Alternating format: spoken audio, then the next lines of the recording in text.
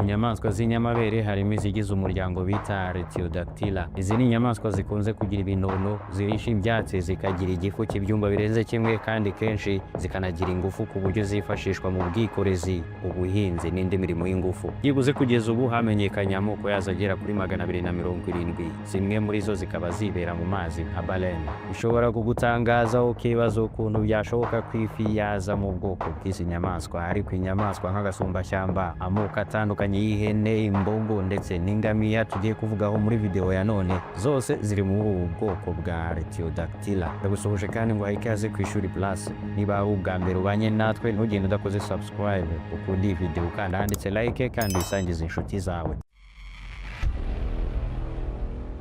Izi nyamaswa zose ni ubwoko bumwe, ariko kubera ahantu ziba hatandukanye mu miliyoni y'imyaka yagiye yashira, zagiye zihindukamo inyamaswa z'imisusire itandukanye. Inyamaswa zo muri ubu bwoko zimaze imyaka isaga miliyoni 53 ku isi. Amateka y'ingamiya atangira mu myaka miliyoni 50 ishize. Ibisigazwa bishaje cyane by'ingamiya byagaragaye muri Dakota y'Amajyepfo muri Amerika.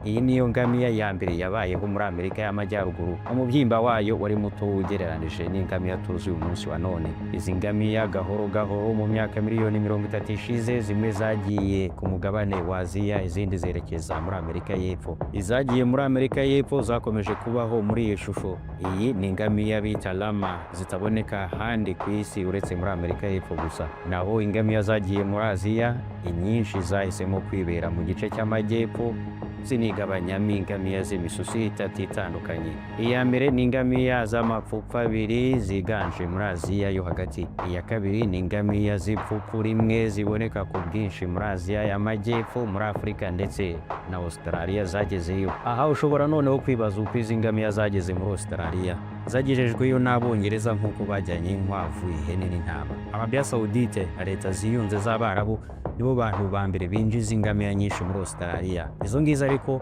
ni ziba zigiye kuribwa no gukoresha amata yazo. Imisusire ya gatatu y'ingamiya ni izi ngizi nazo z'amapfupfu abiri ziboneka hakeya mu duce tw'Ubushinwa na Mongolia. Izi ngizi kandi umubare wazo ni muto cyane. Ingamiya nyinshi ku isi ni izi ngamiya zo muri Aziya y'Amajyepfo no mu majyaruguru ya Afurika. Ikintu cy'ingenzi wamenya ku ngamiya ni uko ingamiya mu zindi nyamabere ari imara igihe kirekire ku isi, kuko ingamiya ishobora kubaho imyaka iri hagati ya 40 na 50. Ingamiya ni inyamaswa ndende, uburebure bwazo bushobora kugera kuri 1 na santimetero 80 na metero 2 na santimetero 20 bitewe n'ubwoko bwazo. Gusa hari n'izigera kuri metero 2 n'igice, ariko ibi nirengayobora cyo kimwe n'uko mu bantu hari abagira uburebure burenga metero 2. Uburemere bw'ingamiya buri hagati y'ibiro 300 na toni 1, gusa muri rusange zigeza kuri toni 1 n'ibimasa by'amapfupfu abiri. Akenshi iyo ureba ingamiya itambuka ubona igenda gake cyane rwose, nyamara ari kwishobora no kuvuduka ku buryo umuvuduko wayo ugera kuri kilometero 65 ku isaha. Ni umuvuduko munini cyane ku nyamaswa y'uburebure n'uburemere nk'ubw'ingamiya.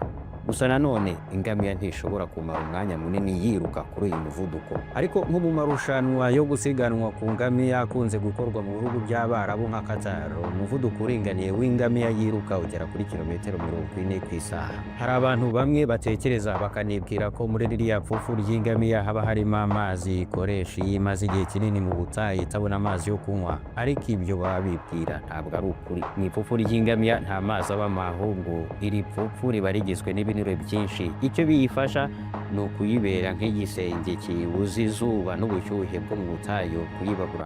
Ibi binure byo ku mugongo wayo ntabwo bituma ubushyuhe bw'izuba bwinjira mu mubiri wayo, uretse kuba iri pfupfu rikina ku mwanya wo kwirinda ubushyuhe. N'iyo imaze igihe kinini itabona ibiribwa ikoresha kuri iki kinure maze igakomeza kubaho. Inyamaswa nziza cyane, ndabeshya.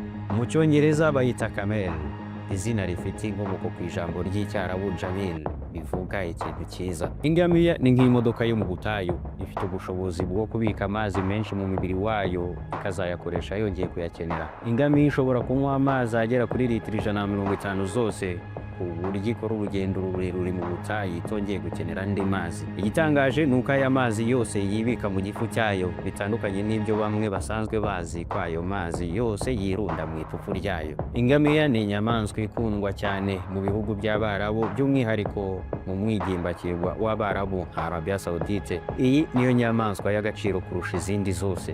Kubera iyo mpamvu mu rurimi rw'Icyarabu bagira inyunguramagambo zirenga igihumbi zivuga ku ngamiya gusa. Ni amazina bita ingamiya bitewe n'ikigero cyazo, umubare wazo, amabara, igitsina, akazi zikoreshwa ndetse n'ibindi. Urugero, ingamiya nyinshi bazita ibil, muri rusange ingamiya bakazita bair, ingamiya y'ingore bakayita naqa, ikimasa gikuze cy'ingamiya bakacyita jamal, ingamiya ikiva ku ibere bakayita fasil, iyo nka bakayita huwar.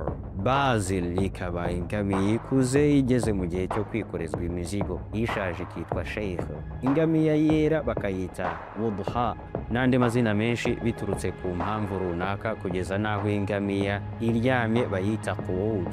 Ayo mazina yose akagenda akagera ku gihumbi. Ibi ngibi ariko ni nayo iwacu mu Rwanda turabigira, aho usanga bikoreshwa cyane cyane ku nka n'andi matungo yo mu rugo, aho usanga wenda inyana nto yitwa umuvanda, ikitwa umutavu, ikazagera ubw'ibimbye yijigija cyangwa se ikitwa izina bitewe n'ibara ryayo nk'umusengo, uruvuzo, kibamba, cyangwa se wenda ikitwa izina bitewe n'ingeni iteze amahembe n'ibindi. Gusa sinzi ko byageza ku rwego Abarabu bagejejeho ingamiya ngo bigere mu mazina igihumbi yose agaruka ku nka. Tubwire nawe muri comment andi mazina ahabwa inka, utubwire n'impamvu ibihawe izina nk'iryo ngiryo. Dukomeze n'ingamiya yacu. Ingamiya cyo kimwe n'imbwa ni inyamaswa zikunda kuba hamwe.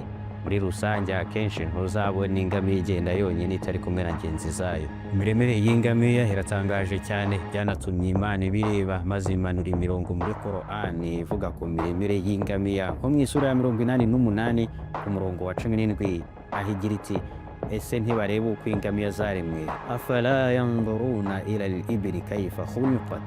Iyo witegereje mu kanwa k'ingamiya ubona hagiye harindishijwe igihu gikomeye cyane, nta hantu mu kanwa kayo na hatoya hari agahu koroshye. Ibi ngibi bifasha ingamiya guhekenya ibyatsi n'ibiti bikomeye cyane byo mu butayu, ikabinoza neza, ikabimira nta kiyikomerekeje na gitoya. Ingamiya irayahekenya kugeza no ku mahwa ya ngabo, irayahekenya neza, ikayakanjakanja, ikayamira idakomeretse na gatoya. Uburyo bwo gukanjakanja kw'ingamiya nako kuratangaje cyane. Iyo ihekenya ibyatsi uba ubona isa nk'aho irimo gusya ku rusyo. Uku gukanjakanja birihariye cyane, nta yindi nyamaswa wabibonaho uretse ingamiya gusa. Ibi ni ibintu bifasha ingamiya kunoza neza amahwa n'ibiti bikomeye, ikabimira bitayikomerekeje. Ikindi wamenya ku ngamiya kijyanye no kurisha nuko ingamiya yuza. Kuza ni kumwe ibyo yariye yogera ikabigarura, ikabihekenya neza, ikongera kubimira noneho yabiseye. Ibi uzabibona no ku yandi matungo arisha ibyatsi nk'inka, ihene n'intama. Ingamiya yaciye agahigo mu kuba ahantu hataba amazi kandi igihe kirekire.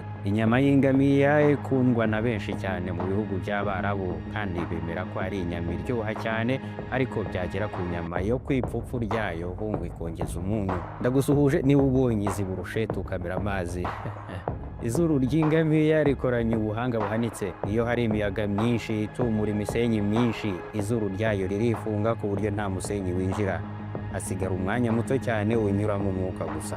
Ikoranabuhanga ryisumbuye riboneka ku miterere y'ijisho ry'ingamiya yo muri ubu bwoko. Ijisho ry'ingamiya rigira ibihu bitatu biritwikira.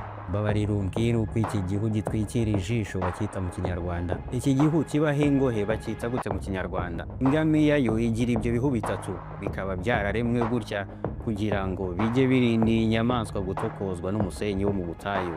Ibi ngibi biteye nk'ibirahure mu gihe cya serwakira n'imiyaga myinshi yo mu butayu itumura ivumbi n'imisenyi. Ingamiya irabimanura bigatwikira ijisho neza ku buryo imisenyi kubitaho igataruka igasubira hanze y'ijisho. Ni mu gihe mubyara wayo lama, za zindi twavuze zibera muri Amerika y'Amajyepfo, nazo zigira impeshatu zitwikira ijisho, ariko izuru ryazo ntiryifunga mu muyaga. Ahangaha niho humvikanira neza imisusire itandukanye y'izi nyamaswa. Lama ntabwo zikenera ko izuru ryazo ryifunga mu gihe cy'umuyaga, ariko izindi ziba mu butayu bushyuha cyane buharamo imiyaga itumura imikungugu n'imisenyi, ni ngombwa ko amazuru yazo yifunga kugira ngo ibyo bitumuka byose bitijira mu mazuru bikaruhukira mu mutwe w'ingamiya. Ingamiya ni inyamaswa z'inkazi cyane, iyo zisuzuguye zirabimenya. Ikintu cya mbere igukorera ni ukuhita igucira ibyo yari irimo gukanjakanja. Iyo uyigiriye nabi ako kanya isura yawe uhita yibika, ntumbaze niba igufotora cyangwa se isikana. Ikizwi ni uko ikurwara inzika kugeza igihe cyose izakubonera ikakwihimuraho. Iyo uyikubise ntikwibagirwa, iyo uyibabaje ntikwibagirwa, uzageza igihe igihe muzongera guhurira. Gusa nanone iyo uyigiriye neza iragukunda kandi ikazahora igukunda. Mu burasirazuba bwo hagati amata y'ingamiya arakoreshwa cyane, abahanga bakanemeza ko amata y'ingamiya ari meza ku muntu kurusha amata y'inka kubera ko ay'ingamiya yuzuye vitamine C. Ariko si iyi video twakoze kuri vitamine D wigeze uyireba? Niba utarayirebye ukimara gusoza kureba iyi uze kuryoherwa no kuyireba. Iyo witegereje ubwoya bw'ingamiya ubona ari ibyoya binini kandi byinshi, ukaba wakwibaza utese ibi byoya byose ni iby'iki ko mu butayu nta mbeho ihaba ngo birafubika uruhu rw'ingamiya biyimara imbeho? Ariko n'ubundi ibi byoya akazi kabyo ni ako kugabanya ubushyuhe n'ubukana bw'izuba ryo mu butayu ku ngamiya. Ikindi kintu gitangaje ku ngamiya ni uko ifite GPS, kabone niyo yagenda urugendo rurerure bingana iki ntishobora kuyoberwa inzira iyitahana ikayigeza iwabo.